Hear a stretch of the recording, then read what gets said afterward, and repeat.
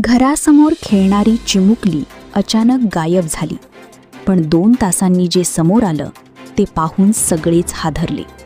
मध्य प्रदेशातील इंदूर शहरातून एक मन हेलावून टाकणारी घटना समोर आली आहे.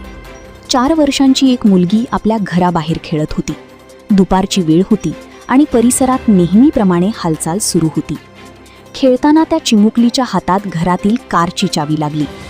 उत्सुकतेपोटी ती कारजवळ गेली आणि आत बसली. काही क्षणातच कारचे दरवाजे लॉक झाले. लहान असल्यामुळे तिला बाहेर पडता आलं नाही. बाहेर वाढत असलेल्या उकाड्यामुळे बंद कारमधील वातावरण अधिकच गरम होत गेलं. दरम्यान घरच्यांच्या लक्षात आलं की मुलगी दिसत नाही. सुरुवातीला तिला आसपास शोधण्यात आलं. नंतर नातेवाईक आणि शेजारीही शोधात सहभागी झाले. संपूर्ण परिसरात शोधाशोध सुरू असताना घरासमोर उभ्या असलेल्या कारकडे कुणाचंच लक्ष गेलं नाही. वेळ जसजसा पुढे सरकत होता तसतशी कुटुंबियांची चिंता वाढत होती. काही वेळानंतर अचानक कारच्या काचेतून मागच्या सीटवर एक हालचाल दिसली. जवळ जाऊन पाहिल्यावर सर्वजण हादरले.